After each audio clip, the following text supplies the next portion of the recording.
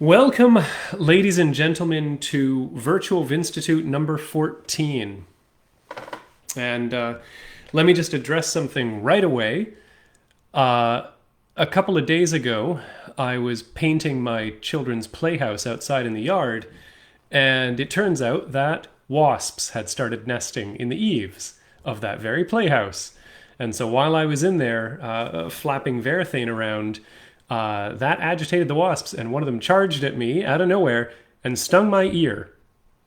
I am saying this so that everybody understands why my left ear is this gigantic rubbery Dumbo ear compared to my right ear, which looks so sleek and streamlined in comparison. So look at this. And of course, I just got a haircut. So I just put myself into a position where my ears were on full display, and immediately, this happened. Yeah, I guess I'm just gonna have to try to turn my head to the left for most of this evening because I'm so horribly embarrassed by this travesty right there. So please bear with me. Tonight we are going to be discussing a very iconic style of wine, possibly one of the most iconic types of wine that there is. When you talk about sort of significant wines of the world, usually people say things like champagne. Well, we talked about things like that last time. But you would also say probably the classical Bordeaux blend. The Bordeaux blend is this legendary concept within wine. It's this beautiful medley of a number of different grapes from the Bordeaux region of France, and it includes some of the world's most beloved grapes: Cabernet Sauvignon, Cabernet Franc, Merlot, Cab Sauv and Merlot. Just the two of them together create such an incredibly overwhelming influence on the world. They are the most planted grapes in the world. And Merlot is single-handedly the most planted grape in British Columbia, certainly. And so it makes sense to take these grapes that people know so well and that people love so much and to add them together. It's like chocolate and peanut butter, right? It's taking the best of many different elements and smushing them together into a form that everybody can learn from and appreciate. Oh, my bottles are all in disarrangement right here. So today what we're going to do is we're going to look at three of the different major components of Bordeaux style wines, and then we are going to look at a finished Bordeaux style wine. And you'll notice that I'm saying Bordeaux style, and that is a term that we're using for a couple of reasons. Obviously, we are not in the Bordeaux region of France, and that means that we cannot call them Bordeaux blends. And so sometimes people say Bordeaux style as a way to sort of get around it, in the same way that when you make a sparkling wine that isn't made in Champagne, you call it sparkling wine as a way to sort of avoid the litigious nature of protected geographical indications. Now, there are other ways to describe this particular type of red blend. And the red blend that I'm talking about, let me just lay this all out in front of me before I get too far away. The Bordeaux blend, traditionally in France, is a blend made up of a number of, not necessarily all, but a number of a select group of grapes. They include Merlot, they include Cabernet Franc, they include Cab Sauv, Malbec, and Petit Verdot. Typically, those are the five major grapes. Now, there are a couple other grapes that are permitted, grapes like Carmenere, for example, or lesser-known grapes like Saint Saint Macaire, and Gros Verdot. There are a couple of other red wine grapes that almost never get included in the major kind of mainstream blends. But there's those five that we have come to recognize. And there is, in fact, a white variation on it. White Bordeaux blends can include Sauvignon Blanc, Semillon. Those are the two most popular. And then Sauvignon Vert. which again does not get used nearly as much. Sauvignon Blanc and Sauvignon Vert. And so those are the grapes that are typically used in the Bordeaux style wine. But of course, the American grape growers throughout the 70s and 80s wanted to capitalize on this. They wanted to make this style of blend, but they weren't able to use the term Bordeaux. So in California, a group of farmers came together in the late 1980s. I think it was 88. And they coined the term Meritage, which was a combination of the words merit and heritage. And it was sort of deliberately designed to look French. That was a bit of cunning right there. Deliberately looking French, Meritage. It looks like it should be pronounced Meritage, but then that's a bit of a trick because you can't call it Meritage. It's not French. It's American. It's extremely North American. So you have to say it with that hard G, Meritage. And Meritage wines are effectively the exact same thing. They're Bordeaux-style blends. The definition of a Meritage wine is that it has to include one of those grapes that I just named. It has to include 2 or more grapes of that group that I just named. At least 2 of them, and not a single grape can occupy more than 90% of the space of the wine. So if you have a combination of 90% Merlot and 10% Cabernet Sauvignon, that can be a Meritage. But more commonly, you'll see blends of 3 or more. The big 3 are the big 3 that we're going to be talking about today: Merlot, Cabernet Sauvignon, and Cabernet Franc. It's not uncommon to see those 3 grapes combined together to create Meritage. Sometimes you see the addition of Malbec. Sometimes you see the addition of Petit Verdot. They both have their little contributing factors, their particular emphasis that they'll bring to the table. But the 3 more common grapes, obviously, more commonly wind up making their way into these wines. Sorry, I'm very tired today. I was up late with my kids last night. And also, as you can see, all these bottles have been opened, which means that I've already been drinking, but only in a sampling fashion. So, without any further ado, and to mask any lethargy that I'm already giving off right here, let's start drinking some wine. We are going to begin with the most delicate of the 3 categorically most important red wine grapes. We have, as I said, Merlot, Cabernet Sauvignon, and Cabernet Franc. And so which of those 3 is the lightest, the most delicate? I'll give you a second answer, even though I can't hear you.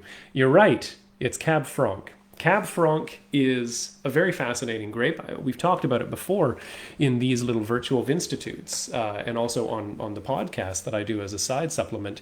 But Cab Franc is the progenitor of these other 2. Cab Franc is the grape from which Merlot and Cab Sauv are descended. And in fact, Cab Sauv is created by taking Cab Franc and crossing it with Sauvignon Blanc, a white wine grape.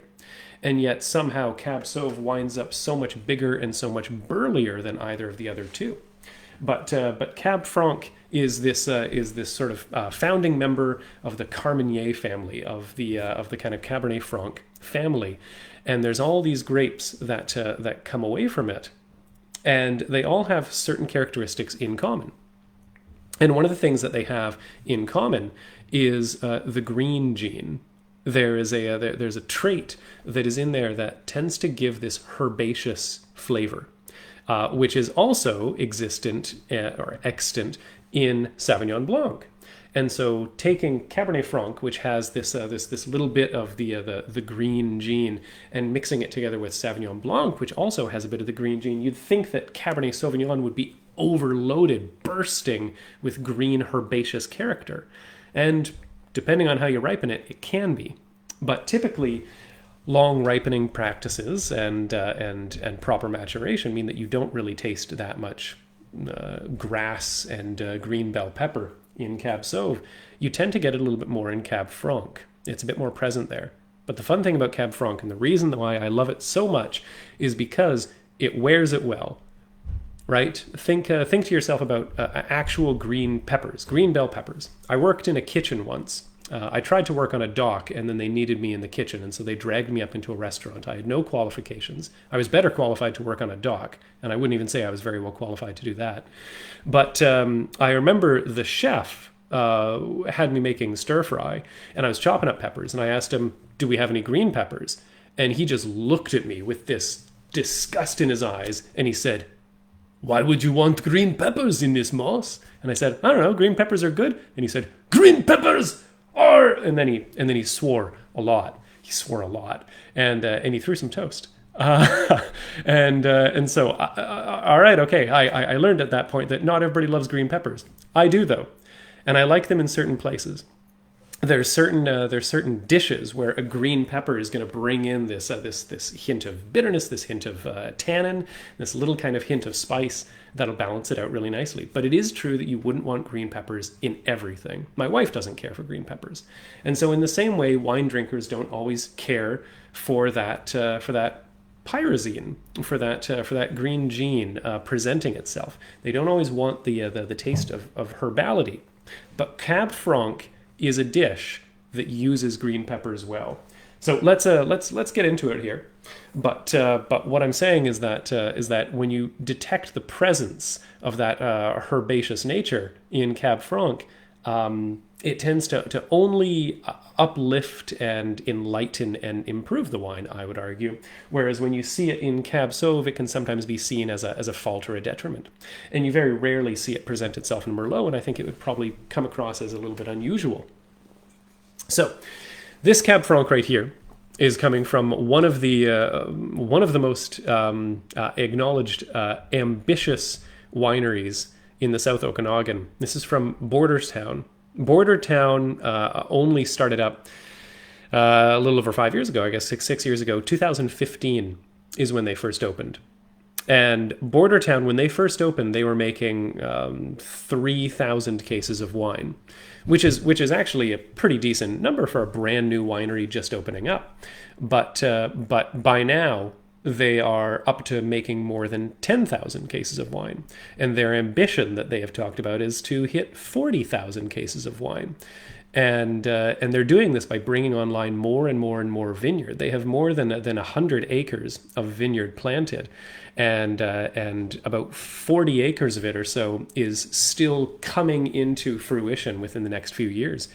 But the whole winery, like I said, incredibly energetic and incredibly ambitious, is being led in sort of those same personality traits by its founder and its owner, Mohan Gill. Mohan immigrated when he was young, went to school here in the Okanagan, and in an interview with him, he says, I went to school and then I started working.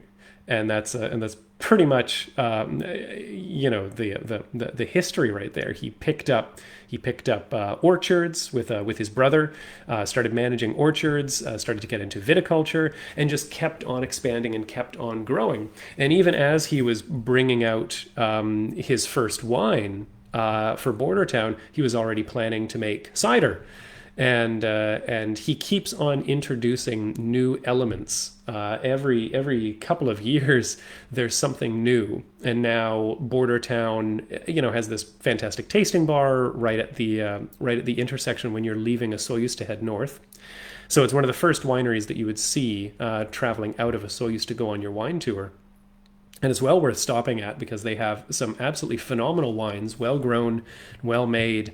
And they also produce their own house cider, and they always have a mind for affordability. The wine is high quality. The wine is winning awards left and right.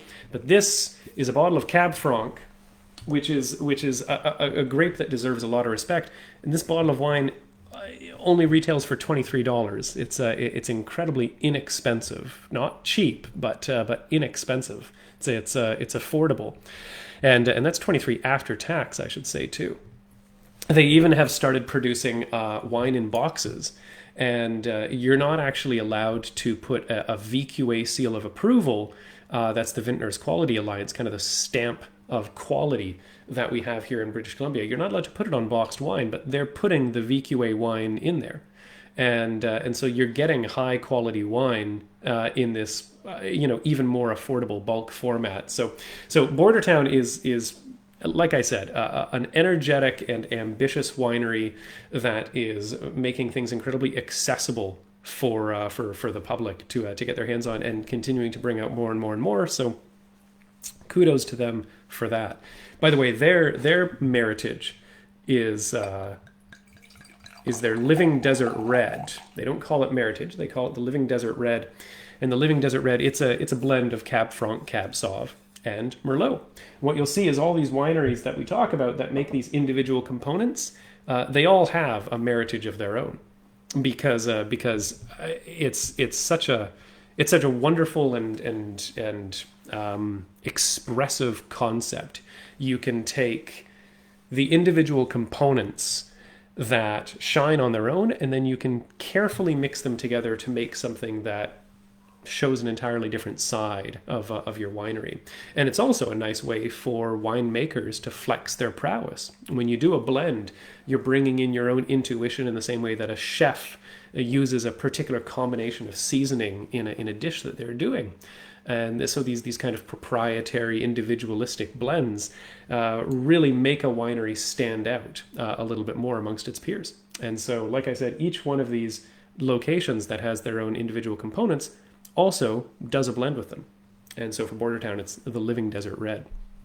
So again, I know that you can't necessarily see the color here. There's a nice sort of ruby sheen to it. It's dark. It's darker than some Cab Franc tend to be, and it is a wonderfully rich smelling wine. Cab Franc, like I said, is the lightest of these three. But they are full of character and personality, Cab Francs. They are not flimsy just because they're a little bit lighter in texture and tannin. They have more aromatic impact, I would say, than most of their other contemporaries.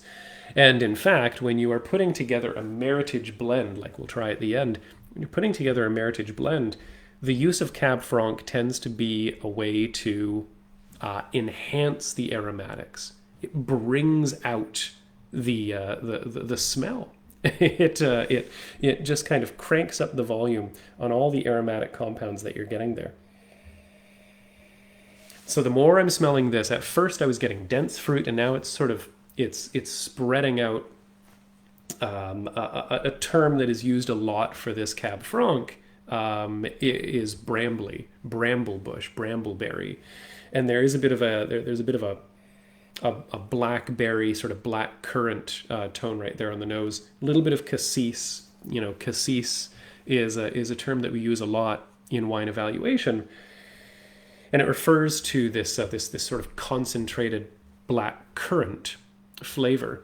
And it's an incredibly useful term to use because it brings in elements of fruit, these sort of berry tones, these juicy berry tones, but it also brings in spice.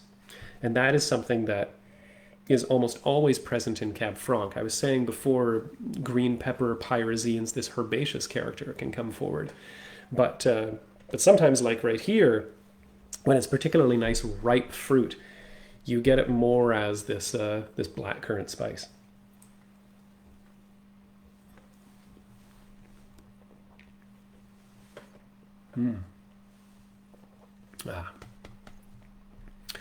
Nelson, do you have any of this right now? I know you like Cab Franc. This is so good. I love Cab Franc. And this is just a perfect example of what you can get from Cab Franc that is grown in a hotter climate as well. It has that jazz, it has that energy, it has that hint of spice to it. But there's also a density, a richness around the palate. And the funny thing is that this is, as I said, the lightest of these wines. This is the lightest of the wines, and so we'll see even bigger, more expansive mouthfeel that'll actually make this seem light in comparison. And one of the things that I encourage people to do, if you're tasting all of these wines tonight, equally ambitious of you, actually. If you're tasting all these wines, or at least a couple of them, it's good to try the Cab Franc first, but then try one of the others, and then go back to the Cab Franc and see how different it tastes. Right now, coming in fresh, it seems full, it seems well supported, but the other wines will make it seem thin, which illustrates the importance of planning your route carefully. You want to know what wines to drink in what order, and you always want to start with your lighter ones so that they don't look diminished in comparison. Well, num num num. Nothing diminished about this. You get a little bit of smokiness coming in on the finish there, right? A lot of secrets will be revealed on the finish when you're tasting wine. You smell something, it gives you something. You taste it, it gives you something else. But then after you've tasted it, you get that. Well, you sort of smell it from the inside of your own head. The fumes waft off the back of your tongue into your sinuses, and you wind up taking in these new and interesting characteristics. And so for me, yeah, it's a little bit of sort of tobacco pouch. You know, there's something a little bit leathery, a little bit smoky. A little bit gravelly there. This is going to be a funny tasting, and I'm worried that it won't translate quite as well if you're not tasting them along with me. For the days of in-person classes again, right? But because I'm probably going to use a lot of the same terms to describe these wines, because they are all of the same genetic family, and they are all grown in similar area. All in the South Okanagan, and they all have these similar characteristics. But if you're one of the people who's lucky enough to be trying even two of them alongside me, you'll see just how wildly different they are in experience. It's one of these things that words have a hard time conveying the full and proper experience, because I'll use the same terminology to describe a lot of them, but they feel different. Fantastic. It's exciting, it's bright, it's energetic. It is very much like the winery. Julie, it's good to see you too. It's very much like the winery and like the owner that we're discussing here. Just full of buzz and full of liveliness and full of ambition. That's the best way to describe the Cab Franc there. So once again, that is the Bordertown 2018 Cab Franc, and it's available all over the place. I still am, of course, encouraging people to order wine as often as you can directly from the wineries. The wine industry in some ways has suffered a lot less than other industries during COVID-19, because we are a business that are capable of shipping wine to people, and so we can stay open as long as the trucks stay running. But shipping costs are expensive, and we always make the lightest margin when we sell through other channels. So that isn't to say not to support your local liquor stores as well, but whenever you can buy wine directly from the winery, that's the best way to show them your support. And of course, even though we had the new revelations with the new provincial health orders today, just this afternoon, it is still, of course, being recommended that people not travel outside of their immediate zones. There's a chance that in June things might change if we continue doing well in terms of numbers of COVID cases per month and vaccination percentages. But we are still encouraging people, rather than trying to travel outside of their immediate communities, order the wine for yourself from the wineries. A lot of the wineries are being really, really conducive, really friendly about trying to get their wine out into your hands. We all understand the challenges, and so we're all willing to take measures to try to make it easy for you to get the wines. So it really helps all of us at the wineries when you choose to support by ordering directly from us. And so that is, of course, what I would always recommend. Thank you very much. So that was the Bordertown Cab Franc, a very good wine that I enjoyed very much. Now we are going to talk about another wine that I enjoy very much. And I said that we don't want people to be traveling outside of their immediate communities to visit these wineries. It's an unfortunate fact. We're crossing our fingers that by this summer, you'll be able to freely recreationally travel throughout BC to come and visit. Cannot wait for that. But in the meantime, if you happen to live in the Okanagan, then you're lucky enough to be able to visit these wineries. But if you also happen to live on Vancouver Island, specifically if you happen to live in Brentwood Bay, like I do, then you can in fact walk to the tasting bar of Church and State Wines, which is both an Okanagan and a Vancouver Island operation. Church and State Wines is one of the best known wineries in BC because it splits the gap in that same way. It was founded by the Pullen family in Brentwood Bay. I could go at my door right now. If I had good enough Wi-Fi, I could bring you with me, and I could walk. And in about 9 minutes, I would be at the gates of Church and State in Brentwood Bay. They'd be closed, but I could stand at the gates and look at it. I am opting not to do that. But it was started by the Pullen family, like I said, in 2004 here in Brentwood Bay, and then they expanded into the Okanagan. They were procuring fruit from the Okanagan to produce out here on the island, and then in 2010 they opened a tasting bar there in the Okanagan as well, and they moved all their production from Vancouver Island over to the Okanagan so that they could make the wine directly there where the grapes were coming from. Actually, I shouldn't say that they moved all their production, because the Vancouver Island facility here, just a stone's throw away from me, is specializing just in the production of sparkling wine, which is something that Vancouver Island grapes are extremely well suited towards. So sparkling wine is coming from right here in Vancouver Island. The big reds are coming from out there in the Okanagan, rightly so. And so Church and State has had this long and illustrious career of bringing in different types of grapes grown in different areas, addressing different requirements and different aspects that are needed for the solid production of wine, and therefore they are a very well-rounded operation where you can find just about anything that you're looking for. You will absolutely be able to find something that is to your taste, no matter what your taste is, when you buy wine from Church and State. Now, this wine right here, this is their Merlot, their 2017 Merlot.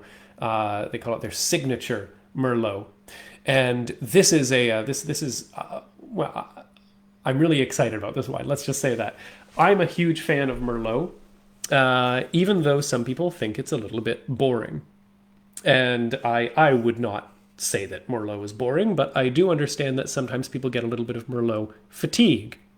You see, Merlot is a fairly easy grape to produce wine out of. It is undemanding in the vineyard, and it falls into an easy groove when it's being produced.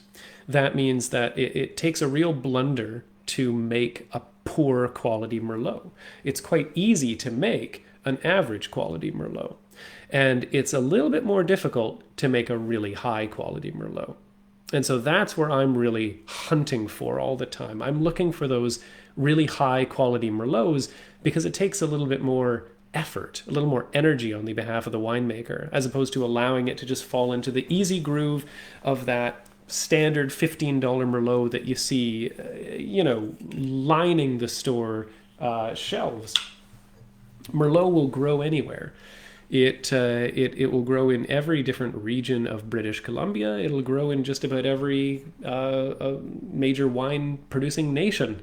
Anywhere in the world you can grow Merlot. But, like I said, it takes something a little bit special to make Merlot that is of a high enough quality to set it apart from the crowd. And that, my friends, is what we are holding right here. The Church and State 2017 Signature Merlot is by far above the rest of the crowd in its quality and character. It is once again a fairly dark wine, kind of like the Bordertown right here. little plum colored around the outside. There's a little bit of purple on it there. It's not just the pure sort of garnet or ruby. A little bit of that purpling.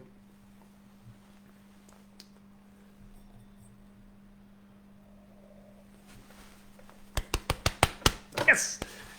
And the smell is just it's intoxicating, right?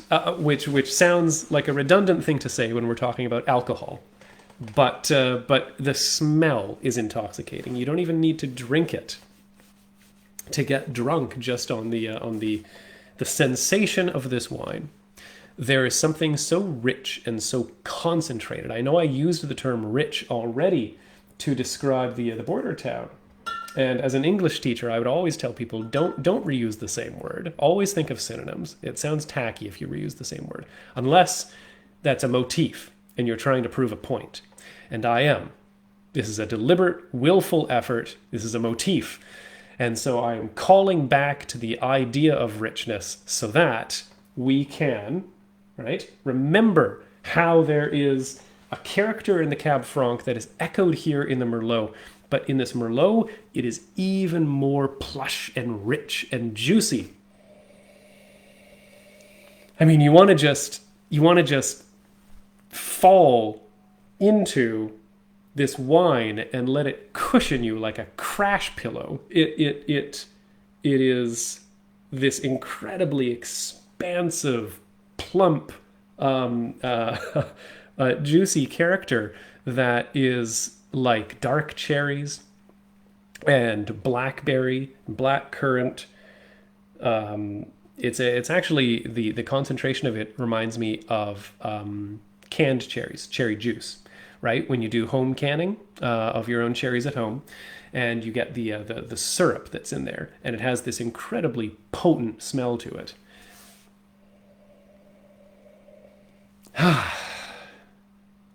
I can't wait to drink it, but at the same time, I just want to keep smelling it. For the sake of moving things forward, I will drink it.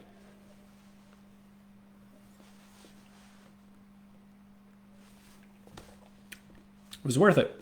I'm glad I did. It's really good. You get a lot more blueberry when you taste it, actually, because I always find there's something very refreshing about blueberry juice. I find blueberries lighter, brighter, cleaner than your blackberries, than your currants. And there's this hint, like it tastes like antioxidants.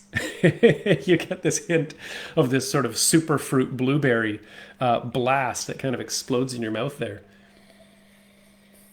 Still smells more like dark berries. Like blackberry and black cherry and that cherry syrup, but the taste,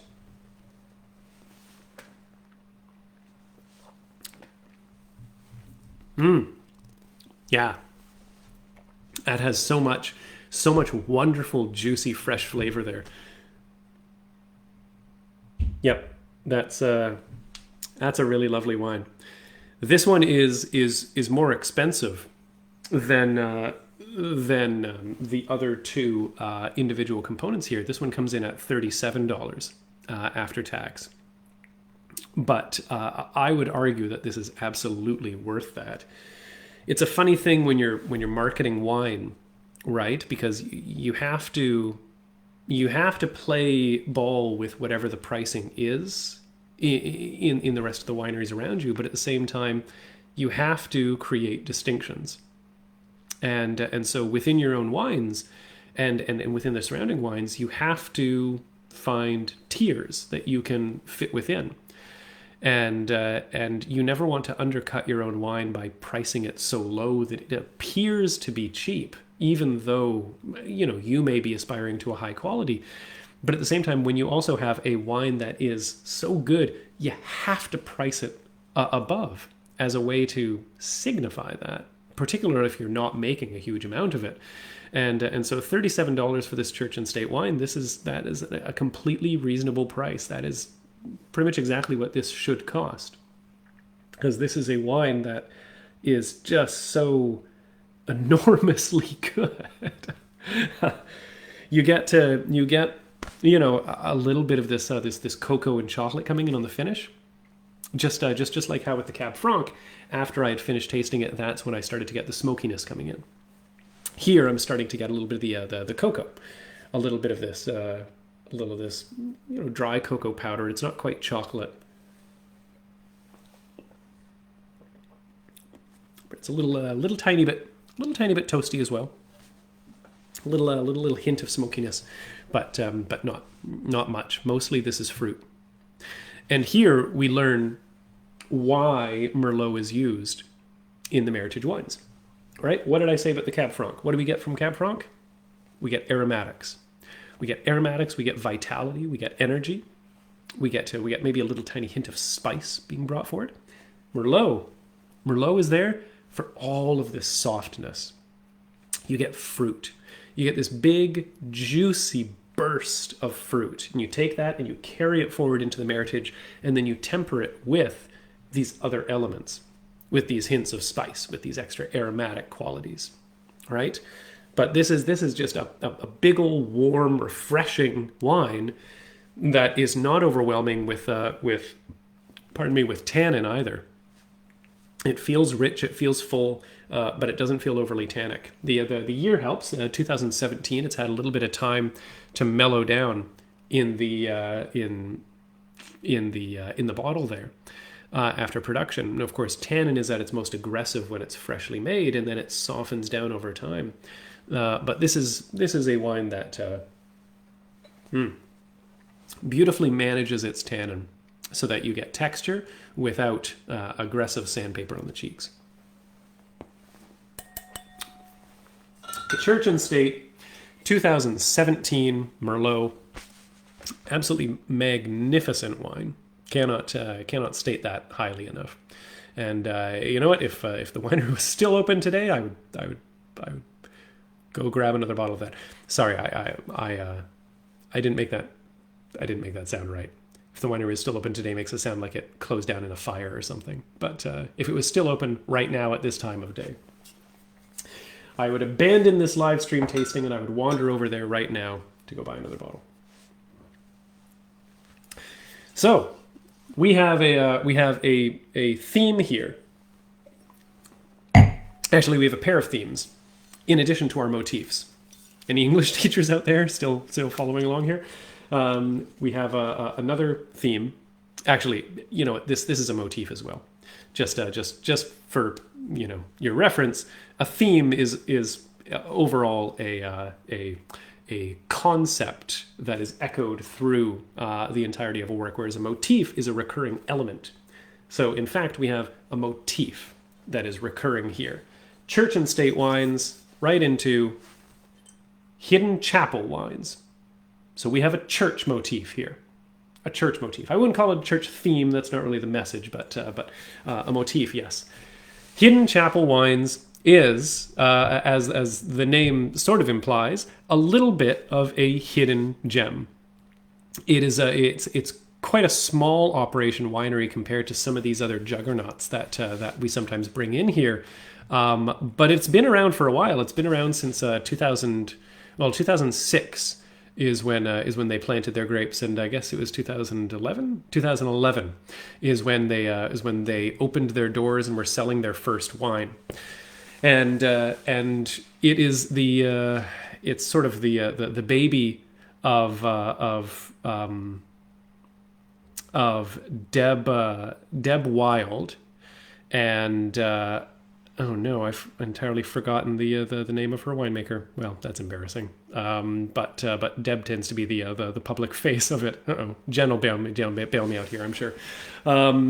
Anyways, Deb, the owner, and her very talented winemaker, whose name is temporarily eluding me, operate this beautiful little winery that is nestled into the sort of woods on the western side of the highway, heading up from Oliver towards Vassou Lake. And the name stems from the fact that there is a chapel hidden away at the back of their property. The previous owners, before Deb took over, the previous owners had built a little chapel. The woman that lived there was apparently extremely religious, and her son-in-law built her a little chapel, which is a perfect sort of shrunk down scale model of a chapel. It's fully functional for maybe a half dozen people to squeeze in there. And they have it as sort of a little tourist attraction. You can go to the winery and you can go into the back and you can see the chapel. It's very cute. It's a very cute location. But what's fun is the way that they have integrated it into the conventions of the winery. Not only is it Hidden Chapel Winery, but all of their wines bear the names that kind of match that. So this wine that we're talking about today is the Shotgun Wedding, implying sort of a marriage between Cab Sauv and Petit Verdot. This is a wine that is almost entirely Cab Sauv, but with a little dash of Petit Verdot in this sort of this shotgun wedding between two excellent elements. Thank you, Paul Rivard. Yes, that's somewhere in my mind I was thinking Fred, and it's not Fred. It's definitely not Fred, and then I couldn't get past Fred, so that stumped me. Anyways, their wines have all kinds of fantastic names, things like White Wedding or Blushing Bride, and the Flying Nun. Their Meritage wine is Collection, which is Cab Sauv and Malbec and Syrah, which is not commonly a grape that is recognized in Bordeaux, but it is a grape that is more and more frequently being put into Meritage wines, Meritage style wines, because technically it's not Meritage if it has Syrah in it, but it's a good combo. And so if anybody has a chance to try the Collection from Hidden Chapel, I mean, it's a great illustration of why putting a little bit of Syrah together with some of these other grapes is such a good idea. It's a magnificent wine. So this right here, the Shotgun Wedding, let's try a little bit of this here. This is 2016. I don't know if anybody's noticed here, but I am following proper vertical tasting conventions. Now, this is not a vertical tasting. It's just a tasting. A vertical tasting is when you take one wine and you try it over multiple years. Like I said, I'm not doing that. I'm trying lots of different wines. But when you're doing a vertical tasting, what you always want to do is start with the freshest year and move towards the most aged wine. Because you start with the highest intensity wine and you move towards usually kind of the mellowest, the most sort of calmed down. It isn't necessarily the way that you do things when you are tasting different wines, because every wine is going to be made in different ways and they're all going to kind of bear different characteristics. And usually you just start with the lightest wines, which is what I did, and you work towards the heaviest. But we have coincidentally also matched things out in a way that we are starting with the freshest wine and descending down towards the eldest. So we started with the Bordertown Cab Franc, which was 2018, and then we moved to the Church and State Merlot, which was 2017. Now here we are at the Hidden Chapel Shotgun Wedding Cab Sauv with a little dash of Petit Verdot, which is 2016. So 18, 17, 16. And after that, we'll move to 2014 for our final wine. So here we have 2016 Hidden Chapel. Now, officially, this wine can only be purchased directly from the winery. So like I said, I encourage people to buy the wine directly from the winery, and that's what you would do in this case. Although, I was on the phone with them today, and Deb was saying that in Abbotsford, the Whatcom, I never know how to say it, Whatcom, the Whatcom liquor store there, she believes has some of this, and in fact has a beautiful older vintage that, anybody who's interested needs to get down there and scramble to get it quick, because it's it's an absolutely divine wine, and being able to find it outside of the winery is a rare treasure. So out in Whatcom there. By the way, I should also just say, if anybody has any questions about these wines, if anybody has any questions about where to find them, how to buy them, just contact the wineries. Everybody here is extremely friendly. They're all extremely accessible. right? You can find email addresses, you can find phone numbers, you can find them on Facebook, and just send them a message, give them a call, and say, hey, I live in wherever, Vernon, I live in Salmon Arm, I live in, doesn't all need to be Northern Shoe Swap there, I live in Courtney, where can I find this wine? And they'll all get back to you, they'll all tell you, or they'll tell you how you can order it from them. Okay, this is fun. This is fun. You know how different things are fun in different ways? You know, you watch a movie that's just, explosive fun, and it's, you're laughing, and it's good. And then you watch a movie that is the sort of a slow burn, and after you've been watching for an hour, you realize that you've been sitting on the edge of your seat, you haven't got up to go to the bathroom, even though you needed to 30 minutes ago, and you are so intently hooked on this film that, you're forgetting even to blink, right? This is the latter. This is a wine that I smell, and it starts to creep itself into my head. And it sticks itself in my mind, and it makes me just want to keep on digging in, because there is some nuance here that is extremely intriguing. Cabernet Sauvignon is, many people think of it as the king of red wines, and it's a funny one. It grows very well in kind of poor condition, bad soil, but lots and lots and lots of heat. So desert climates like in and around Soyuz and Oliver are very well suited to it. Hidden Chapel has definitely made a brand on their Cab Sauv. That's kind of their flagship grape that they work with. And it is a wine that brings in elements of fruit, but also an earthiness. There's a distinct earthiness that can come with Cab Sauv, and particularly this one here, where you get this sort of graveliness on the nose. It's a little bit like sort of dry stone, and it's a little bit like pencil lead, a little bit like graphite.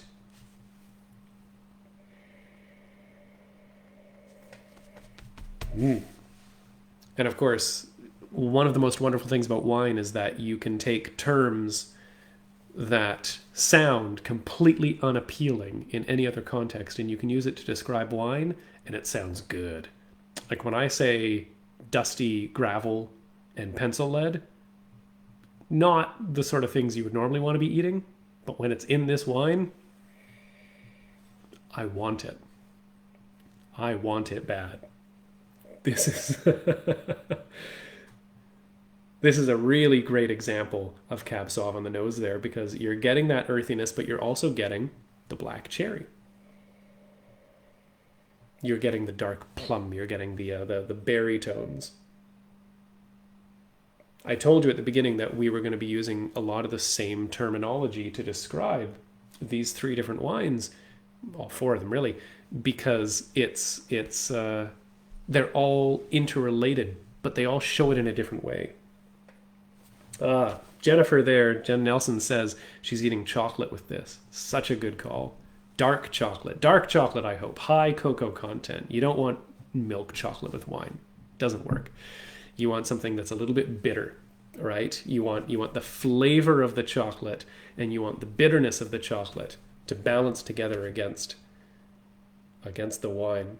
The alcohol in particular goes really well with the bitterness. All right, taste time.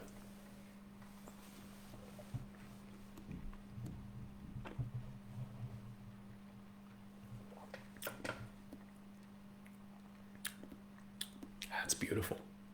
That's really good.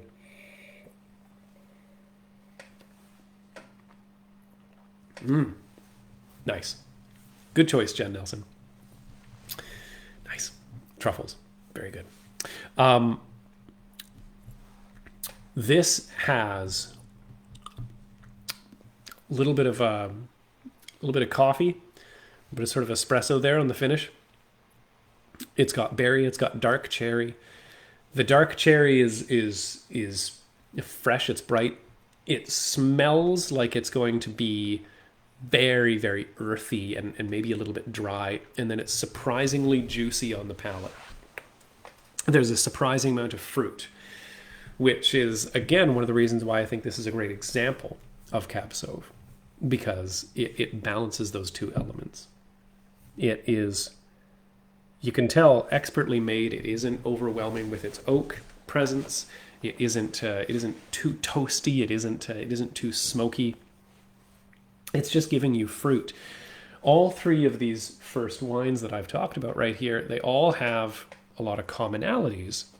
And one of those commonalities is the expression of the fruit first and foremost, right? Remember that every wine is engineered. It has to be, by its nature. It's grape juice that has then been processed into wine.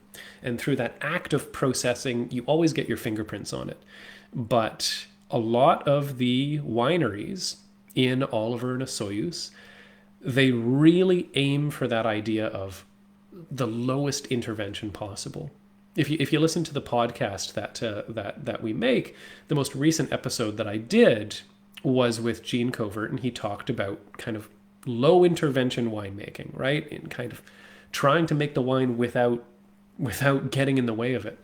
And that is a sentiment that a lot of people echo. And so here is a wine that is so complex and so nuanced, but it doesn't taste like it's been built that way. It tastes like fruit. It tastes like you have just picked the most remarkable and incredible grape and that you're tasting it, and that it is just showing you 100 different things. And that is sort of the beauty of this this low intervention, low impact, well-grown winemaking, where everything starts in the vineyard. You start with excellent fruit. You start with high-quality, well-made fruit, and then in the winemaking, you kind of just stay out of the way, or you encourage it and coax it in such a way that your influence cannot be shown. Again, to compare it to filmmaking, some of the best cinematographers and directors that exist are not the ones that you know the names of, because they're the ones who are able to convey a story without you even noticing that they're there.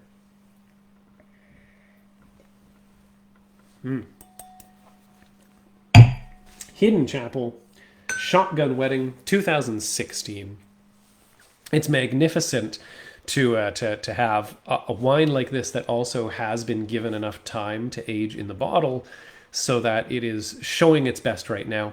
Like Jen Busman just said in the comments, it's enjoyable now and it will cellar. It's tasting good as it is right now, and it will keep beautifully for years more to come. And that is, well, it's what any of us can ask for.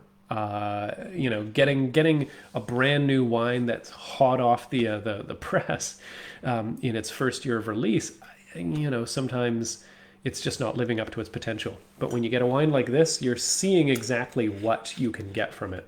And it is a beautiful sight to behold indeed. Shotgun Wedding, Hidden Chapel, retails in at $29 after tax. So again, an absolute steal for Cab Sauv, which is a difficult grape to ripen. It takes a lot of work, and they tend to be priced quite high because of that, because of the labor that's involved. So $29 for that, and with a little bit of Petit Verdot as well. Brilliant. So we've talked about what you get from the Cab Franc. We talked about what you get from the Merlot. You get aromatics, you get fruit. Now, what do we get from the Cab Sauv? You get texture, you get tannin. The Hidden Chapel Cab Sauv has such nicely balanced tannin, it didn't occur to me to discuss it, which unfortunately I really should have, because tannin is something that always comes with Cab Sauv. It's a thicker skinned grape, and it tends to express more tannin into the wines that it is used to make, whether they be blends or single varietal Cab Sauv.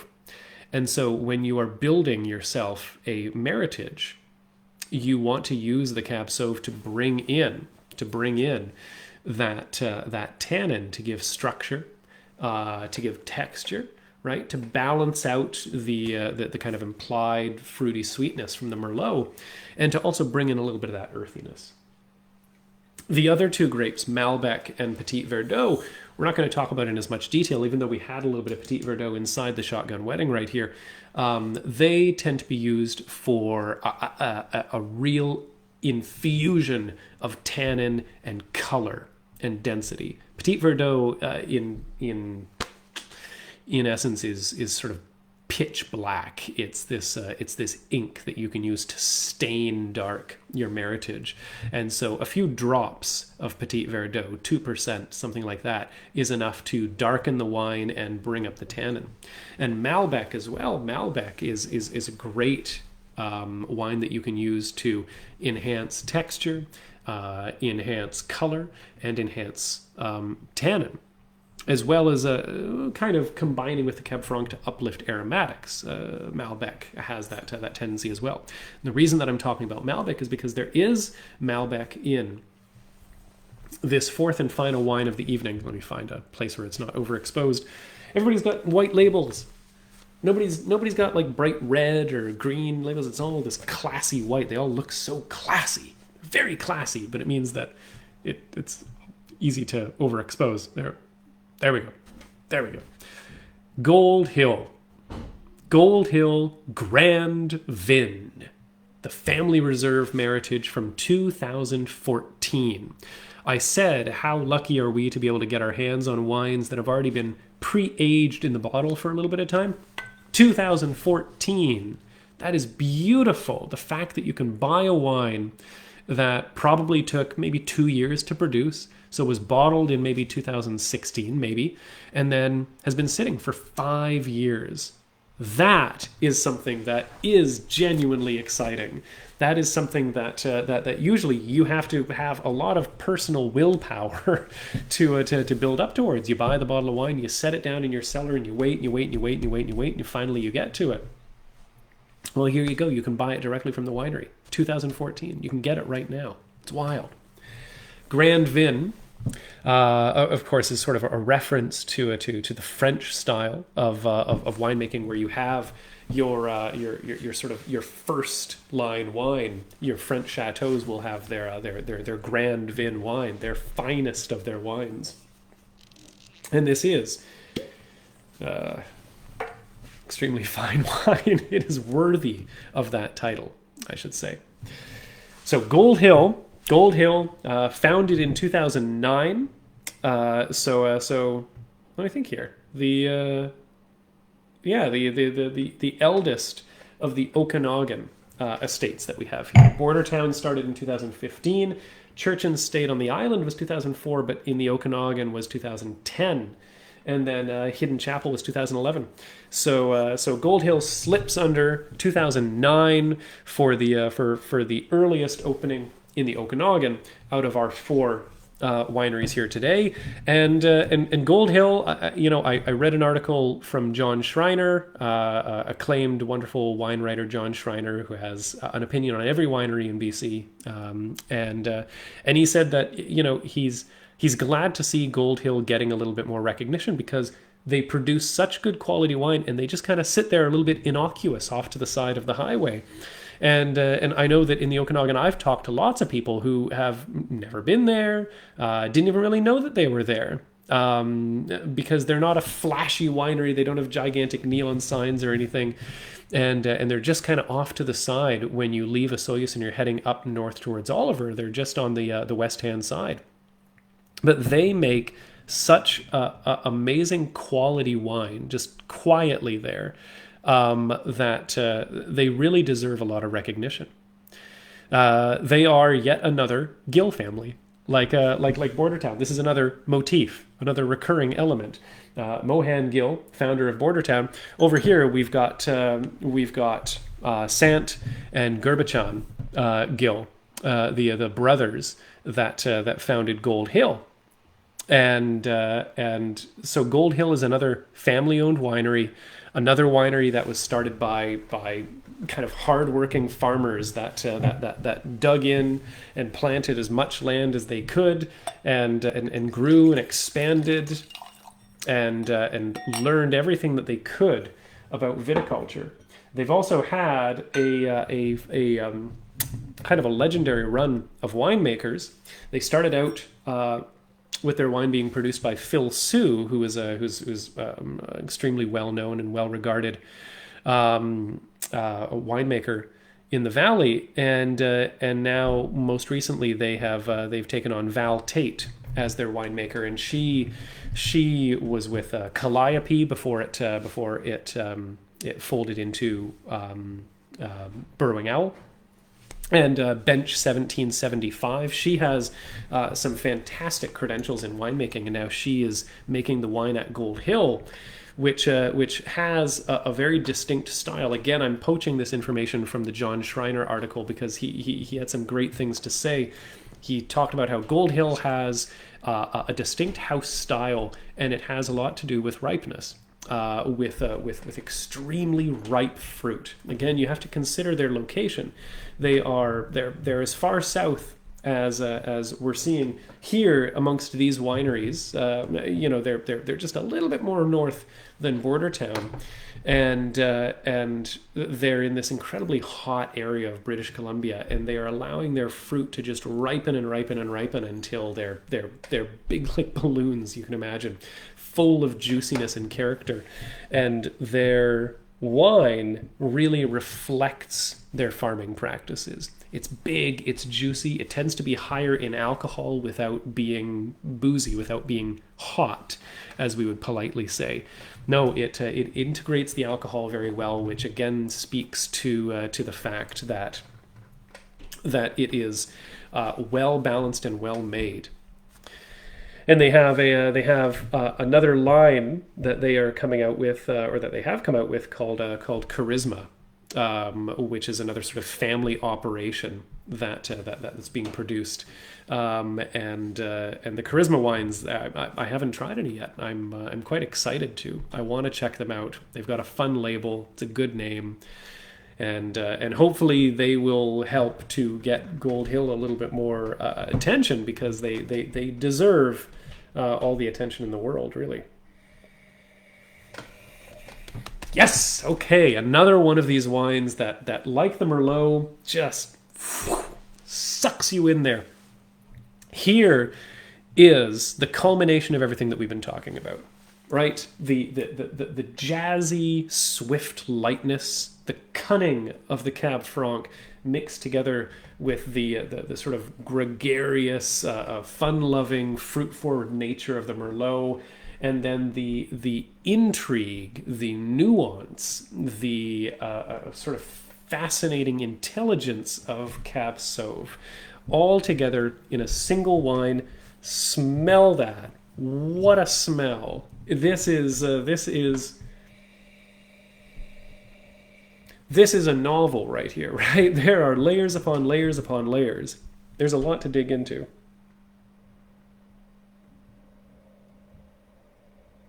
You get fruit, you get blackcurrant, you get blackberry, you get black cherry. All the same things that I keep on talking about, but once again, they're being presented in a different way, a way we haven't seen. You get aromatic, almost like menthol. You get this herbal something, maybe mint.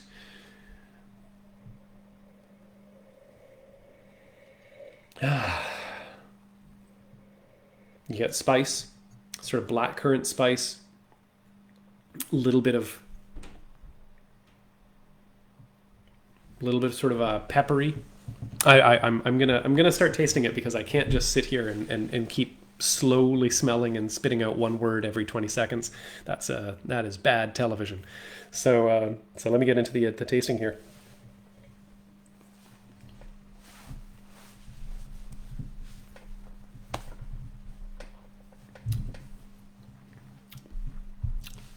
It's amazing. It's really, really good. It's incredible. It is so juicy. It's just like taking a bite out of some kind of genetically engineered master fruit that combines the flavors of black cherries and black currants Again, this lively herbal nature. It's like you've buried a mint leaf inside the ripest plum that you have ever encountered, and you take a gigantic bite out of it because it's fresh, it's bursting, it has so much flavor, it has so much character.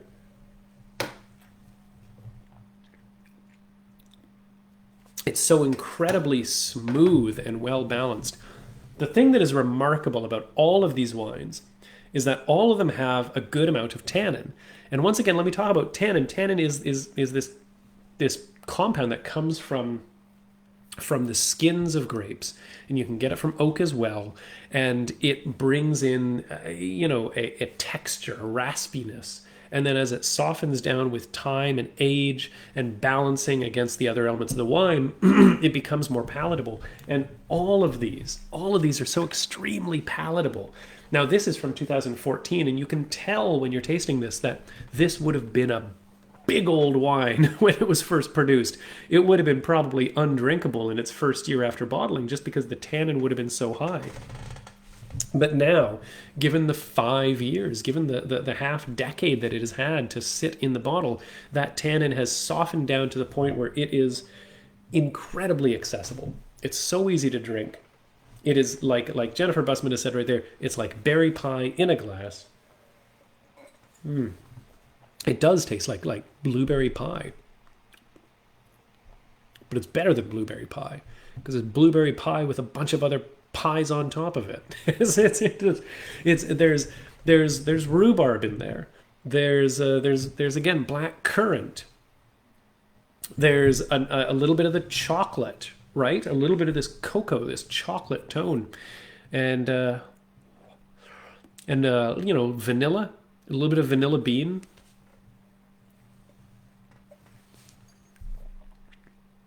What a magnificent wine. Black licorice. Black licorice, yes. Yeah, absolutely. Can't tell if it's fennel or aniseed or licorice, but yeah. It's mostly Merlot, but when I say mostly, we're talking 33%. Okay, that's the dominant grape. Like I said, when you make a Meritage, it's got to be no more than 90% one thing, but almost nobody ever goes 90% something and then a few other dashes of something else. This is 33% Merlot. It's 22% Cab Franc. It's 22% Cab Sauv, and it's 22% Malbec. And it just brings in the best elements of all of these wines and puts them together. Frequently, you'll see Meritage wines that are pretty evenly split between the grapes, and they're always very carefully tested. They are always very carefully trialed. Right, the winemaker will make many different iterations. Here, this would have been Phil Sue at this time. Phil's great. I love Phil. Where he would have tried maybe 40% Merlot and lesser qualities the other. And then he would have tried, 35% Merlot. And then he would have tried 30% Merlot. And they would have tasted through and they would have tapered it blind until they finally hit the proportion that worked the best. And in that nature, in honor of that, what I'm going to do now is I'm going to take my little gradated measuring cup here, and I'm going to make myself a Meritage blend using these different components. So let's go 2 teaspoons of Bordertown Cab Franc.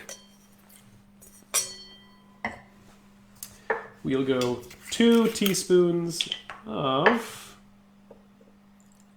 Church and State Merlot.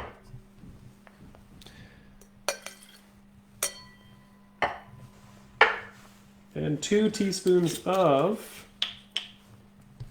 Hidden Chapel, Shotgun Wedding, Cab Sauv, and Petit Verdot.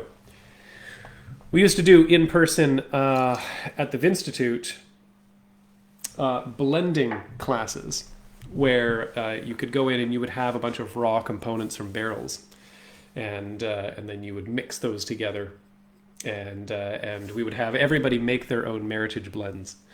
And then we would pass them all around, and we would all taste them, and then we would vote. And whoever made the best Meritage blend out of the 20 people or so who were in the class, they would win a free bottle of wine, which I think is pretty fun. So let's see here. Even proportions, Cab Franc, Merlot, and Cab Sauv, with probably at this point an imperceptible portion of Petit Verdot.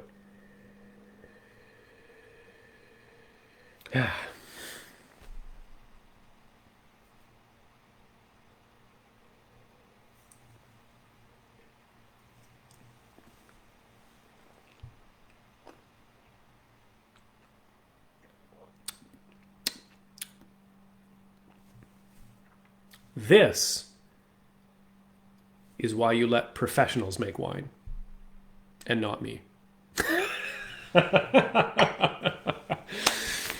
Jen Bussman points out that Val Tate at Gold Hill also does educational blending sessions. She's probably better qualified than I am. Thank you, everybody, for coming today to attend, Virtual Vinstitute number 14. And, it's always very fun to talk about these iconic wines in this way, things that are so common, things like Merlot, that everybody knows and everybody sees all the time, but maybe we don't think about in as much detail. And so remember that all wines are there for a reason. Every wine has its own particular qualities and its own particular traits, and sometimes you can have individual examples of those grapes that exemplify everything that they are about. And sometimes you take a blend of multiple grapes together and use that to highlight and create a foil to see where the edges are and see where the different characteristics are that make them so special and so unique.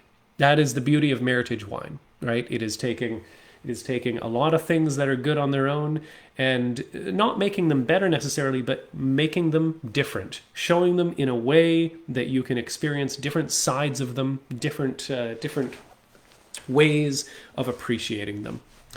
And so, yes, thank you again, everybody. Next week, we'll be releasing our next episode of our podcast, Uncork the Sun with the Vinstitute Wine School, in which I'll be talking about wine regions, about appellations and geographical indications, which maybe doesn't sound too interesting on paper, but it's actually a lot of fun. And pick up the rest of the episodes that we've recorded of that. You can find it on any podcast app or Apple Podcasts or whatnot.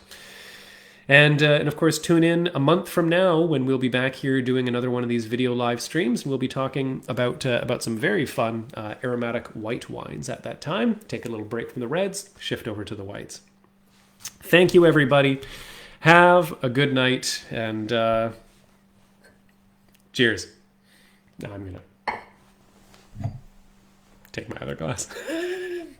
The stuff that Phil made is admittedly much better than mine. Good night.